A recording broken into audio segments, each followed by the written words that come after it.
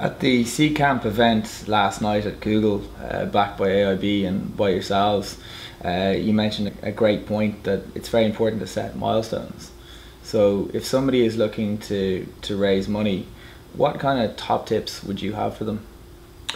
Well, I think the first and foremost one we will always want to see is what domain knowledge they have, and do they really understand their space, the problem they're trying to solve, and how big that market is, the dynamics of that market, and fundamentally, are they able to attract a great team? So a founder doesn't necessarily have to be an expert, but he needs to show leadership in that domain. He needs to have understanding of that domain, and needs to present himself as a talent magnet for resources as he can grow the company. And that can come in the form of advisors, it can come in the form of other employees that he's attracting, partnerships and so forth. So we're always looking for how that team can expand quickly and attract world-class talent. So I think for an entrepreneur raising money, obviously they need to have all of those key elements, like it has to be in a large market, they need to have a unique insight. But if they can demonstrate and show how they've, if you like, de-risked the opportunity or made it verifiable by having people that have huge expertise or deep insights into that market around them and believing them, it justifies the if you like, the proposition. I remember speaking to Jerry Colonna last year.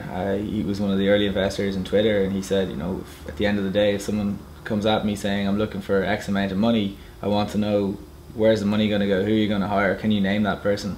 I think that kind of reflects what you're suggesting, that it's very important that people don't just think about raising money, but they think about exactly what I'm raising it for and who I'm going to hire.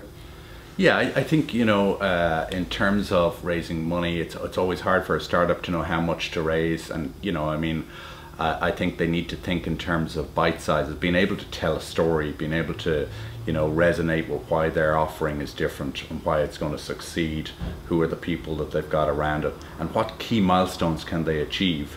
So have a big picture story, and then have some meaningful short-term milestones that you can achieve, that when you achieve them, it'll enable you to raise a next round of capital. So being able to identify over a 6-12 month period what are the key things that you can achieve and how much it'll cost to achieve those things is going to put some boundaries around the size of the capital that you need. And also to give everybody confidence.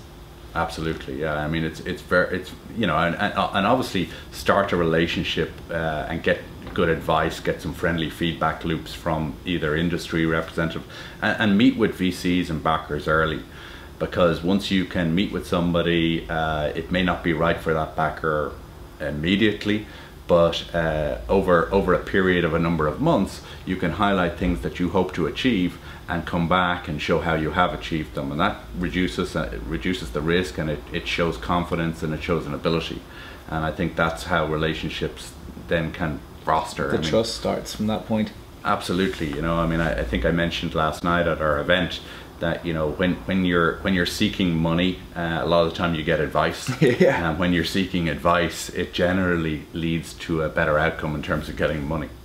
So again, going back to that advice that you gave last night, very much get out there and find out who you need and go and talk to them and get their advice, and then relationships can start to grow organically from there as well, I guess.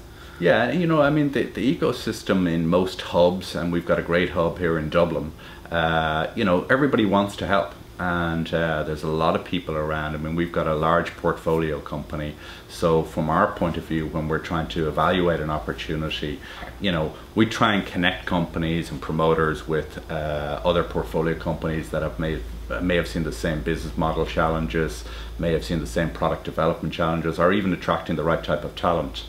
And from our point of view, it's a value-add process for the prospect or for the potential portfolio or investee company. But it's also a way for us to actually find out more about the promoters, get comfortable with them, see how they take on advice. It's important for us to recognize that we can provide value, We don't want an investment where we can't provide value, and it's important for the founder to understand how that value equation works and how they can infiltrate a VC's portfolio and maybe get customers, maybe get partners, or just maybe get advice.